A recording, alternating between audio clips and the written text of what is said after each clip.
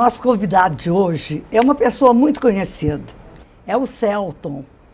Mas antes de apresentá-lo e de apresentar a obra dele, eu queria chamar a atenção que essa semana, viu, Celton, você foi o escolhido para se apresentar na semana do aniversário de Belo Horizonte, que coincide com a Declaração Universal dos Direitos Fundamentais, né?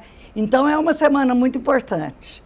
E eu acho que a tua obra tem tudo para merecer ser lançado nessa semana, porque é um trabalho de muita dedicação à cidade de Belo Horizonte. Então, Obrigado, na semana do aniversário, nada mais justo do que você se apresentar. Você me deixa muito honrado com essas palavras, pelo convite de eu estar aqui. Eu fico até sem graça com isso, sabe? Não, Assim, mas de fato não tem nada não, você merece.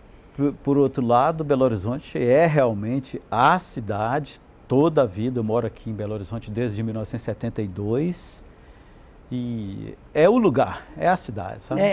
E por tudo que nós já conversamos aqui, eu já vi que o conhecimento da cidade é uma nota, assim, do seu perfil. Olha, desde menino eu ando pela cidade, como todo mundo que está na idade, eu tenho 55 anos hoje, qualquer um também desde menino que anda pela cidade, vai e não se mudou da cidade, continua morando aqui, a gente vai pegando um detalhe aqui e outro que na época, quando a gente tem, por exemplo, 15, 20 anos, a gente não percebe, mas ao longo dos 25, 30, 40 anos e por aí vai, outros detalhes que a gente passa a perceber e a gente associa essa visão a outra de 10, 15, 20 anos atrás, e aquilo ali somado vai fazendo a gente ter assim, uma compleição da cidade, um todo. E isso faz a gente, a cada vez que a gente conhece mais da cidade, e na hora que eu falo cidade, eu quero dizer não apenas as ruas, a construção de novas avenidas e etc. Estou falando a cidade e o cidadão, geograficamente e socialmente falando. Essa visão global da coisa que a gente vai pegando com os anos, é que faz a gente assim ficar cada vez mais apaixonado. Belo Horizonte é isso, é uma cidade assim que, à medida que a gente vai conhecendo e vai se misturando com ela, a gente percebe que tem um imã, tem um visgo, um negócio nessa cidade que põe a gente doido por ela. É muito legal. Eu acho que vocês já perceberam aí o caldinho necessário que precisava ter para essa grande paixão que nasceu entre este grande quadrinista que é o Celton, né? E que cria, edita e vende a sua revistinha nas ruas de Belo Horizonte. Então, a primeira pergunta que eu queria te fazer, além dessa aula sobre você, que você já nos deu, né? É exatamente isso, começar lá do comecinho. Bom, primeiro eu quero te fazer uma pergunta, até para eu não falhar em momento nenhum. Você só se identifica como Celton. É verdade? Esse é o povo. E é bom eu te chamar só por Celton, né? Olha, a voz do povo, segundo se diz, é a voz de Deus. Meu nome é La Carmélio.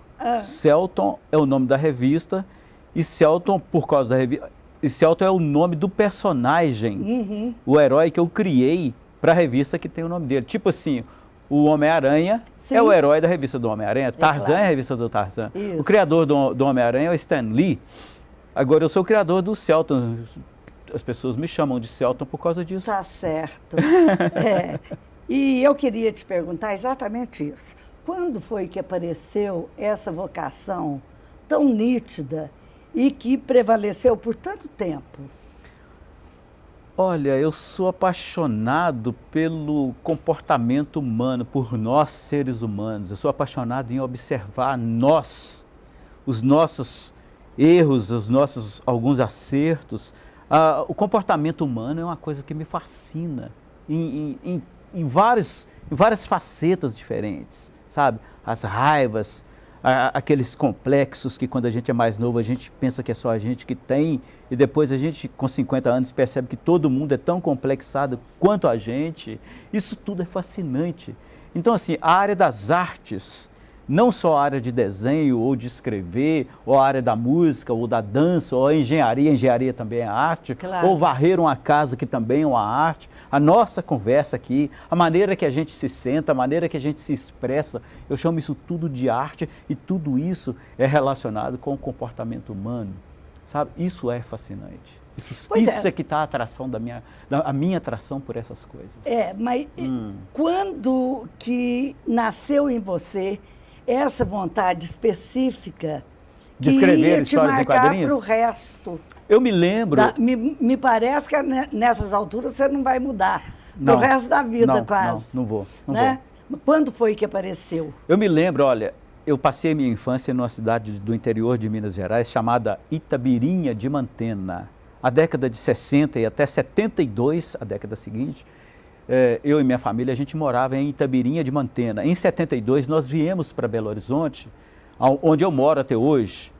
E lá em Itabirinha, eu com 6 anos de idade, eu me lembro que eu lia as revistas de Tarzan, Roy Rogers, Cavaleiro Negro, Mandrake, Fantasma, Tarzan, Super-Homem, Bolinha, Luluzinha, Tininha e companhia. Essas revistas foram os meus primeiros contatos com a arte. E na área da música, explodia Beatles na década de 60, explodia Roberto Carlos, a Jovem Guarda, Elvis Presley e por aí vai. Então essas coisas foi o primeiro contato e a primeira paixão e única. Eu não conheci. Eu comecei a me envolver em produzir revista em quadrinhos por um motivo muito simples, grana. Por quê? Desenhar era suficiente ter um lápis e um papel. Qualquer um tem dinheiro para isso, mesmo que não tenha dinheiro para outras coisas. Porque eu não teria dinheiro, por exemplo, para comprar uma guitarra ou um violão, mas eu tinha um rascunho para esboçar coisa. Então, a área de eu gostar das artes em geral, ela ficou mais enfática por causa desse lance. O meu primeiro contato foi por motivos financeiros, com o lápis, a borracha e o papel. E eu comecei a criar revistas, historinhas em quadrinhos, naturalmente, dentro da qualidade de um menino de 6, 7 anos de idade. Isso é coisa que foi pela vida fora.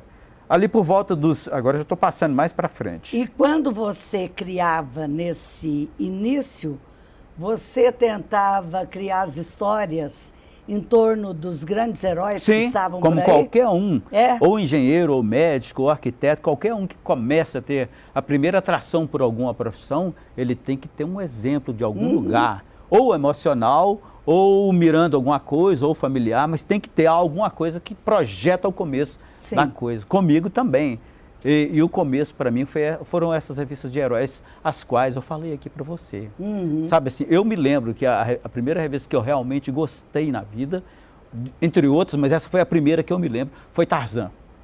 E tinha um desenhista especificamente, chamado Russ Manning. Eu adorava os desenhos dele. Aí a Ebal, uma editora lá do Rio de Janeiro, na época, ela foi a primeira editora de quadrinhos, de heróis, etc. Tinha a editora Abril, que fazia mais Tio Patinhas, etc.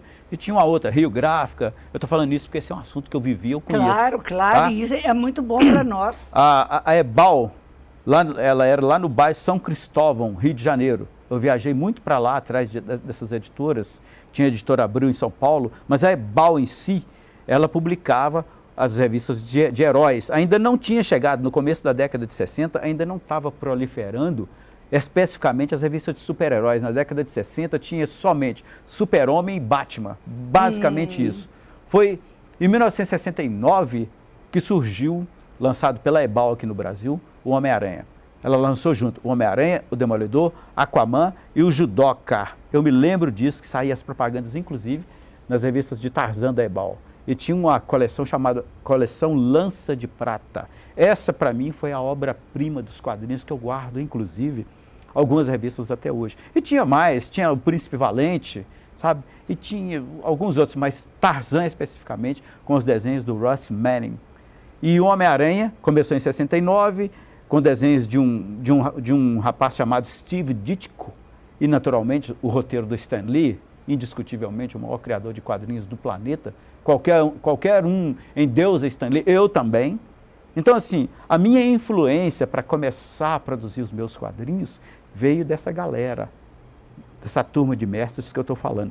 Depois do Steve Ditko, nas revistas do Homem-Aranha, surgiu um desenhista chamado John Romita, que a galera aí que lê quadrinhos em geral sabe muito bem a linguagem que eu estou falando. Ainda a galera da geração nova, porque esses nomes eles se perpetuam. É verdade. Sabe? São nomes assim. Agora a Mônica, ela surgiu o quê? Foi em 71. É, a Mônica é mais... Sabe uma coisa? É outro estilo. É outro estilo os quadrinhos brasileiros. Mas deixa eu te perguntar uma coisa. Bom, e aí o que aconteceu? Quando que você teve a ideia de começar a sobreviver, e talvez hoje a viver, né, da venda do quadrinho? Primeiro eu comecei, por eu gostar e produzir quadrinhos na minha adolescência toda, dentro de casa, era um hobby, era fanzine, tá? Eu era engraxate em 1973, 74, 75, por aí, como eu falei, eu me mudei para Belo Horizonte em 72. Inicialmente eu vendia mexerica na rua com um carrinho, eu comprava mexerica lá no mercado, na Avenida Olegário Maciel, número 742, mexerica pocã, que a gente chamava. E eu com a minha família, a gente morava no bairro Veracruz, na Rua Arcos, número 151. Rua Arcos, 151. A gente estava recém-chegado de Itabirinha de Mantena. Eu era engraxate, depois fui vender mexerica, fiz esse carrinho, eu ia lá para o mercado, vinha pela Rua Niquelina, Rua Iara, Rua Niquelina, Rua Leopoldo Gomes, Avenida Andradas ainda não estava construída naquela área lá, mas eu passava, pegava Guajajaras, descia pela Augusto Lima e chegava lá no mercado, comprava mexerica, era o quê? 7h30 da manhã eu já estava no mercado, já tinha comprado uma caixa de mexerica e voltava a pé, empurrando o carrinho. Eu estava com o quê? 14 anos de idade. Eu vendia essas mexericas ao longo do trajeto, voltando lá para a Rua Arcos, onde a gente morava. Era um barracão que não tinha nem água. Sabe? Então eu tinha que vender isso para ajudar em casa. Sei. Então era isso. Mas aí você já vendia revistinha? Não. Eu fazia, ao longo dessas atividades obrigatórias de sobrevivência relacionadas a dinheiro, eu fazia em casa os meus quadrinhos por paixão e nada mais. Tão logo eu completei 18 anos e podia viajar sozinho, eu comecei a viajar para São Paulo e Rio. Era editora. As editoras, eu me lembro muito bem, porque são coisas marcantes. Lá em São Paulo, editora Abril, Rio de Janeiro, editora Ebal, a VEC, a Manchete e a Rio Gráfica. Essas eram as editoras que eu ia sempre nelas. E eles sempre diziam não. E tinha uma frase que alguns deles gostavam de falar: brasileiro não compra quadrinhos feitos por brasileiros. Só compram quadrinhos internacionais. Não vamos mudar isso. Isso é regra de mercado. E, de fato, os quadrinhos que existiam... Escuta, eu vou ter que fazer uma interrupção agora mesmo. Dentro de 1 minuto nós estamos de volta.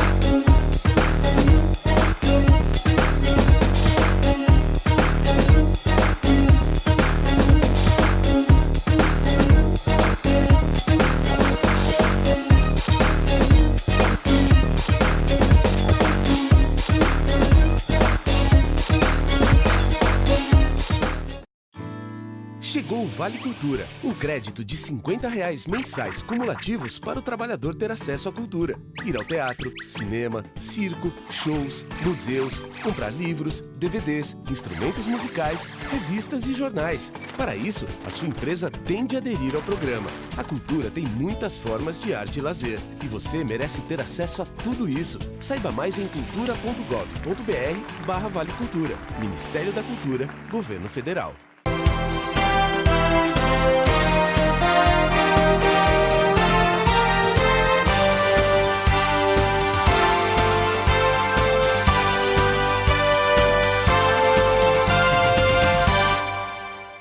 Nós estamos conversando aqui hoje com o Celton, um conhecido quadrinista, né, que ele cria edita e vende as suas revistinhas na cidade de Belo Horizonte. Por causa disso, ele se tornou um grande conhecedor da vida de Belo Horizonte.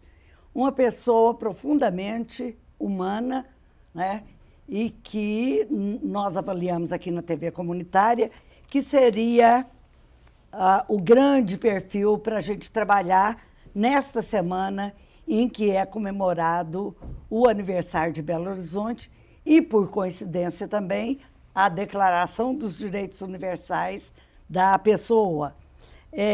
Ô Celton, eu te interrompi no primeiro bloco e eu queria que você acabasse de contar a história de como passou do momento em que você, não conseguindo nenhuma editora, você mesmo assumiu esse trabalho, até o momento em que você começa a poder imprimir a sua obra em algum lugar.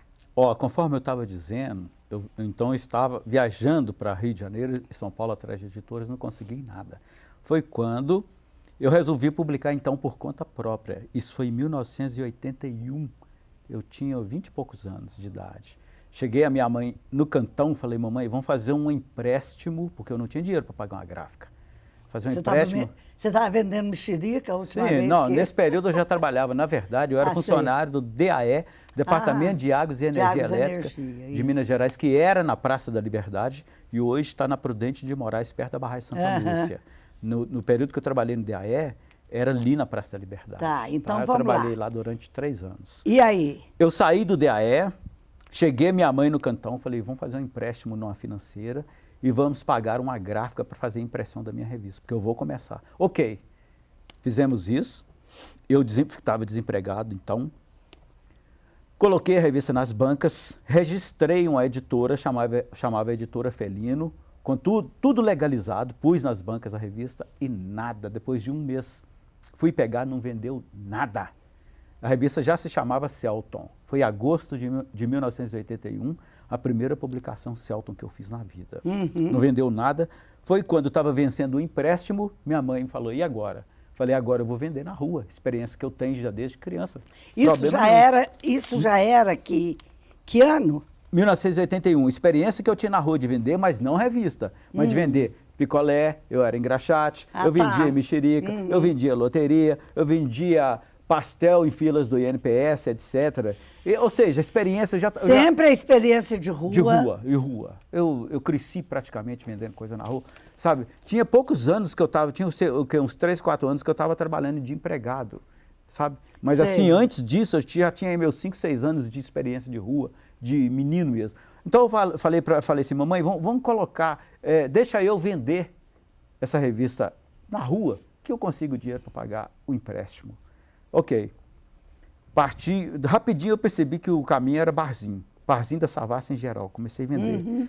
Barzinho da Savassi, porta de teatro, porta de faculdade, mas o lance era vender de qualquer maneira para pagar o empréstimo. Claro. E aí depois, dentro de uns meses, eu consegui pagar a primeira prestação, mas tinha a segunda, terceira, etc. Eu lancei a revista número 2, Celton número 2, e eu percebi que não ia dar, mas eu tinha que ir assim mesmo. Aí um cara da gráfica falou assim, Celton, começa a desenhar para impressos gráficos, tudo que é impresso em gráfica tem que ser desenhado, tem que ser feito a matriz antes. O jeito que você desenha, você vai conseguir clientes numa boa. Segui o conselho dele, tá? Era até uma gráfica, Lar dos Meninos de São Vicente de Paula, lá em Olhos d'Água. O cara chama-se Francisco, ele era o gerente de lá, eu sou amigo dele até hoje. Ele ainda trabalha lá nessa gráfica. Aí você começou Comecei a trabalhar trabalho para gráficas em geral, uma gráfica indicava outra, então aí depois eu aluguei uma sala na Avenida Amazonas, número 885, esquina com Rua Curitiba, e lá, porque eu percebi que a gente trabalhando em casa tem um moral, você tendo uma sala, que dá uma referência comercial, você tem outro moral. E aí eu sobrevivi muito, mas vamos falar de Belo Horizonte? Pois é, eu estou com a revista aqui, né? Quero mostrar aí para as pessoas, para todo mundo ver aqui o estilo. É verdade, é bobagem quase que o que a gente está fazendo, porque todo mundo já deve conhecer essa revistinha. Então, essa revista aqui, uma das primeiras que o Celton fez é sobre a história de Belo Horizonte. Então, ele vai contar para nós como que ele organizou esse trabalho para contar a história de Belo Horizonte. Com a palavra, Celton. Olha, uma das coisas que eu percebi logo nos primeiros quadrinhos que eu lancei a partir de 1981 é que não tinha revistas em quadrinhos no Brasil falando de Brasil. As minhas próprias primeiras publicações eram influência dos quadrinhos que eu gostava, de super-heróis em geral, principalmente americanos.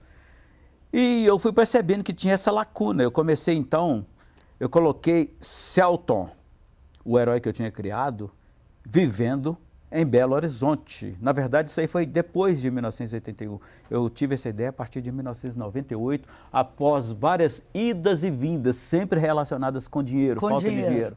Após várias idas e vindas, inclusive uma delas eu fui morar em Nova York, Estados Unidos, atrás de dinheiro para pagar contas aqui relacionadas com a revista. Depois de muitos altos e baixos, uma das coisas que eu acusei como um dos meus principais erros na minha revista era a revista tendo essa influência de quadrinhos norte-americanos. Ela não tinha identidade. Sabe quando você faz tudo certo, tudo, mas está fazendo errado e por falta de experiência não percebe? Até que um dia você fala assim, opa, entre os erros que hoje eu consigo perceber, este é um deles. Então, eu reformulei a revista em 1998. Tá, mas nós não vamos ter tempo de conversar sobre tudo. Eu queria que você falasse sobre essa revista que você criou, a origem de Belo história Horizonte. De Belo Horizonte. Então, vamos partir para esse lado aí. Vamos lá. Tá?